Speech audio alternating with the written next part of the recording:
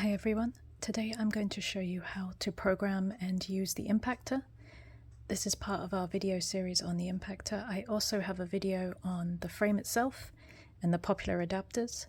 So installation is very easy. You just need a power cord connected to a transformer, which we provide, and this gas inlet, which can be either connected to an air compressor or a gas tank or your in-house air.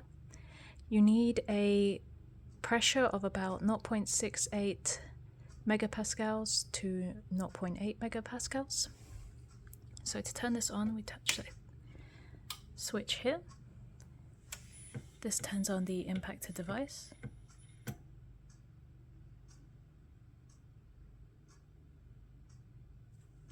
And we'll confirm here. This will raise the arm as it initializes.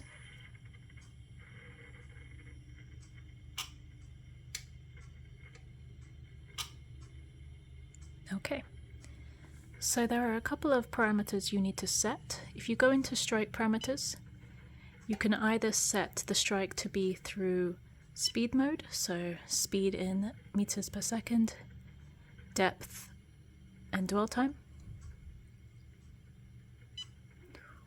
Or you can do it via the air pressure delivered, so at a certain air pressure, the strike will be delivered. Once you've set your strike parameters, you can then go into the strike surface section. Make sure to keep anything out of the way of the strike rod as it will go down. See that go down there? This is where you can confirm the 0 point or the surface of the object you wish to strike. So you can adjust that here.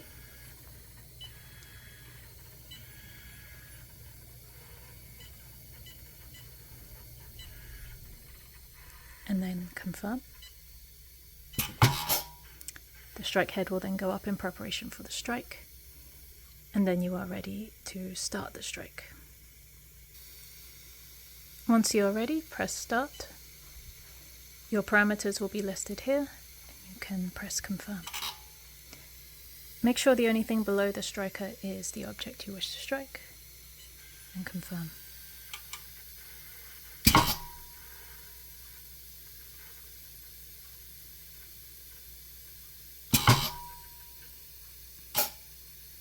Once it has struck the object, you will see here the experiment parameters you set and the experiment results there. I've been working at a lower pressure. As I've mentioned, this usually requires 0.68 to 0.8 megapascals. I've been working with an air compressor here, so I have used a lower air pressure, which reduced the dwell time. But with pressures within that range, we would expect the parameters to match the experiment results very closely. Press confirm and you are able to strike again. You can also go to the data record to see all of the results there.